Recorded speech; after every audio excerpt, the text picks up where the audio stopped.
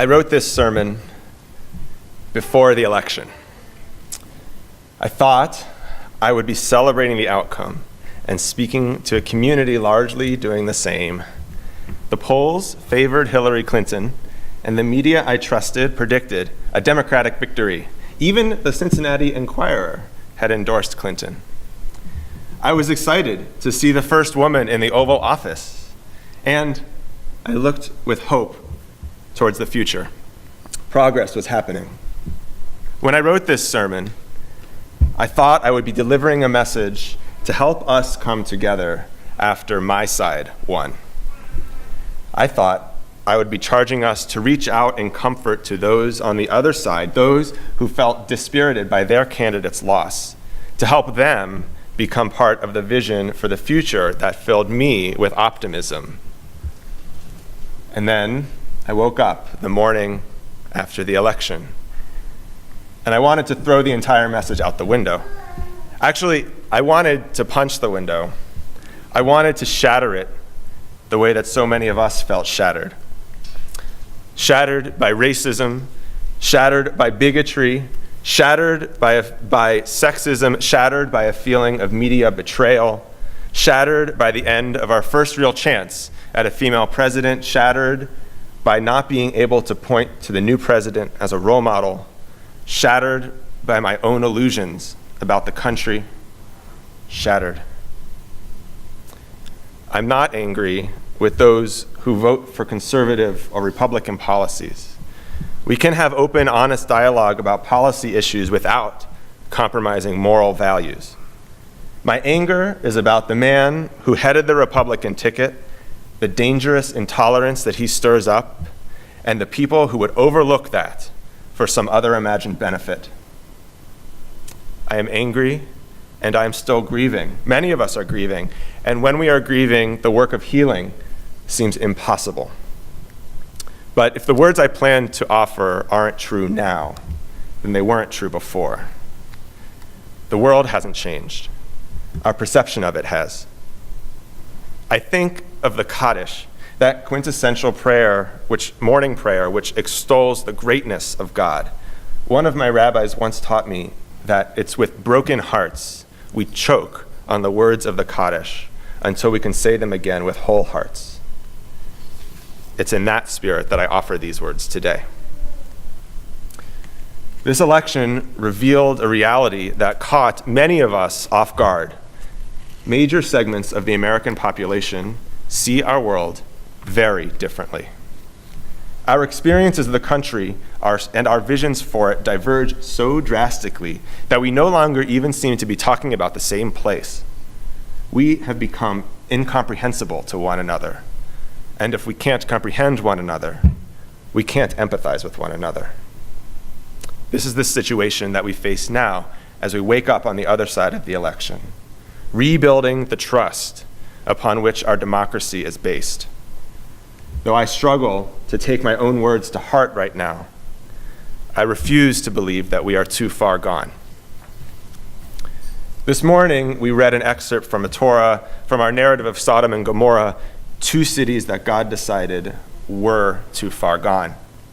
In our story, Abraham stands up in defense of these cities. As Max said before, often Abraham's negotiation is cited to laud the patriarch for being so stalwart in his support of justice that he would even stand up to God. And indeed, Abraham does call God out as a hypocrite, allegedly for violating God's own system of justice. Would the judge of all the earth not perform justice, treating the wicked and the righteous alike? The fact that God eventually acquiesces, at least temporarily, seems to vindicate Abraham. This reading portrays Abraham as a paragon of morality. But Nachmanides, one of our canonical medieval commentators, suggests that Abraham's motivations might not have been quite so altruistic. Perhaps Abraham had in mind his relative Lot, who lived in Sodom at the time. He did not want Lot to be swept away in the city's utter destruction. Abraham acted out of concern for his own kin. Whether Abraham was motivated by high-minded principles of justice or by familial interest, the result is the same. He defends the cities. He argues against their destruction. Abraham need not be concerned explicitly with the differences between the righteous and the wicked, or precisely who fits into which category. The fate of each is bound up with the other. Our fates are bound up with one another. Democrat, Republican, black, brown, white, Jew, Muslim, Christian, Hindu, atheist. The idea of citizenship means, theoretically, that all participants in the democratic process are equal. By virtue of being American citizens, our voices are supposed to count equally. That is the social contract upon which our country stands. Regardless of sentiment, each of us is an equal participant. After the election, how do we live together as equal participants now? Vincent Harding, the late elder of the civil rights movement, gave an interview in 2011 in which he said, "When it comes to creating a multiracial, multi-ethnic, multi-religious democratic society, we are still a developing nation. We have only really been at this, thinking about this, for half a century." This election dismantled the delusion that we were close to the prize. It took us 2 steps back. We have a long way to go. But if we truly care about our nation, if we truly want to see a more perfect union, we cannot allow our democratic institutions to be undermined. Democracy is valuable because it can work even if we see one another as righteous or wicked. We, the dejected and the inspired alike, should turn our attention to reweaving the fabric of our social contract. This is a prerequisite for bringing our country closer to being a fully democratic society. We must know how to live and work with those on the other side. There is a basic requirement for all of this: peace. Without peace, we can't coexist long enough to learn to empathize with one another. This means that sometimes we will have to act for the sake of another person with whom we profoundly disagree, someone who tells such a different story of our country that we can't relate to them at all. We can act for the sake of peace, even without empathy. This is the Jewish principle of mipnei darchei shalom, acting for the sake of peace alone. Maimonides teaches this idea in his Laws of Tzedakah. Tzedakah in this discussion denotes not charity, but the obligatory offering of resources to provide for those in the community without the means to provide for themselves. It's a form of communitarian justice. Maimonides instructs us to distribute to the Gentiles and Jews in our community alike, mipnei darchei shalom, for the sake of peace. Counterintuitively, he is not actually concerned with the well-being of the Gentiles. In fact, he forbids the usage of tzedakah funds for that reason. We are obligated to include Gentiles in the tzedakah disbursement only if we do so, mipnei darchei shalom, for the sake of keeping the peace. Under certain circumstances, political expediency can be reason enough for acting in a particular way. We might do something simply because we are trying to avoid conflict. Throughout Jewish history, Jewish communities frequently lived under the control of unfriendly ruling powers. For the sake of self-preservation, Jews needed to avoid angering the Gentile authorities. Maimonides advocates sharing the tzedakah with those outside the community so that they will look with favor upon us and so that they will be less likely to oppress us. Mipnei darchei shalom, acting for the sake of peace alone, is not a high-minded principle of justice. It's essentially a selfish motive. I am better off when I live in a peaceful community. To keep the peace, sometimes we should reach out to someone we'd rather not think about. Mipnei darchei shalom allows us to be in community in the absence of empathy. Mipnei darchei shalom can frame how we rebuild the social contract of our country. It grants us a Jewishly legitimate motivation for relating to those with whom we cannot yet empathize. Even if Abraham wanted to save Lot's family alone, he advocated saving the whole city, righteous and wicked alike, mipnei darchei shalom, for the sake of peace. We should support and strengthen the institutions of our democracy, mipnei darchei shalom, even if we do not yet care for those whose vision for the country we cannot understand. The yet is very important. Mipnei darchei shalom is where we begin, not where we end. The election shook the foundations of our nation, which is why we first need to shore them up or we will fall. But we should not mistake the scaffold for the structure. In our day, mipnei darchei shalom cannot be an excuse to reinforce malignant divisions in our society, and the principle is often criticized for doing just that. Many of us are familiar with the idea that on Shabbat, certain activities are traditionally prohibited. We may also know that the Talmudic rabbis decreed that these Shabbat prohibitions should be violated in order to save a life. This is the principle of pikuach nefesh.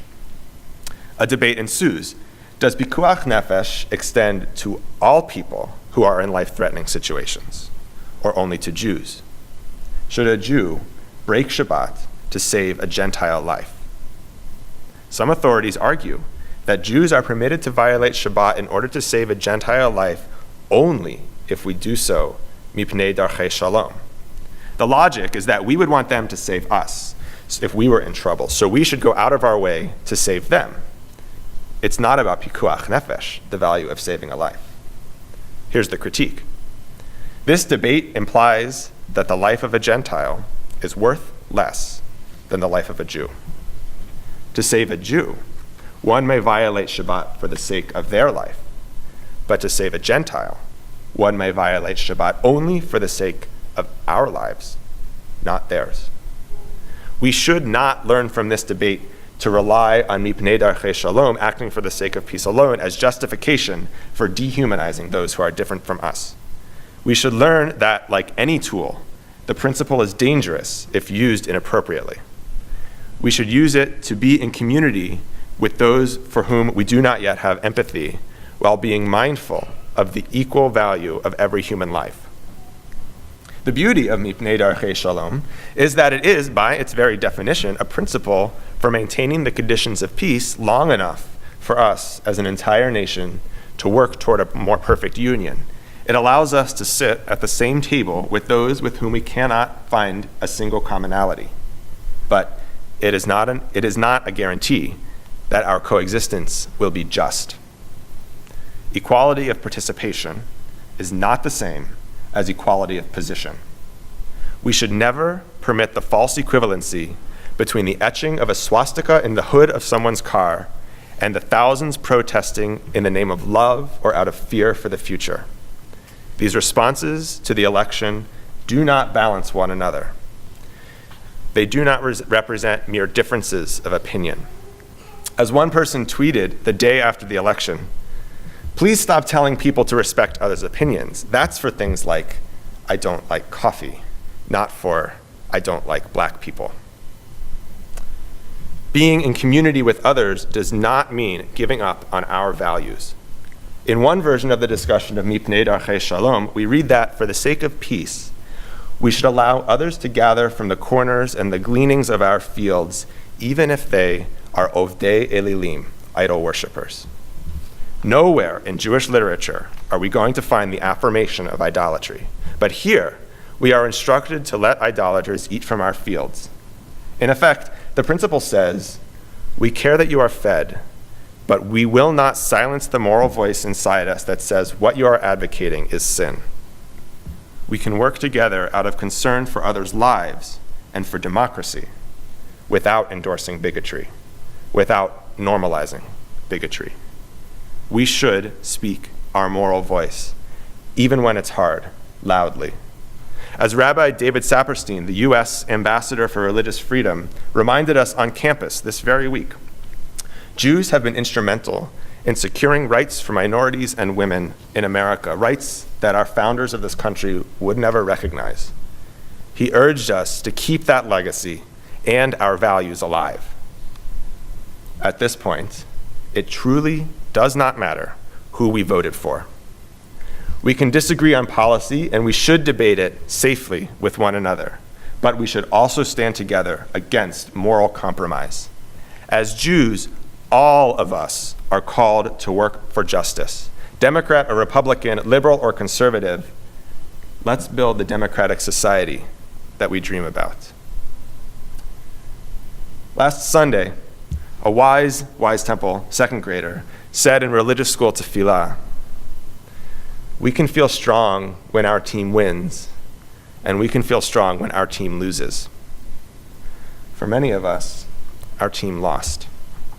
And though it is painful, this election has given us the chance to hit the restart button, reestablishing the social contract our nation rests upon.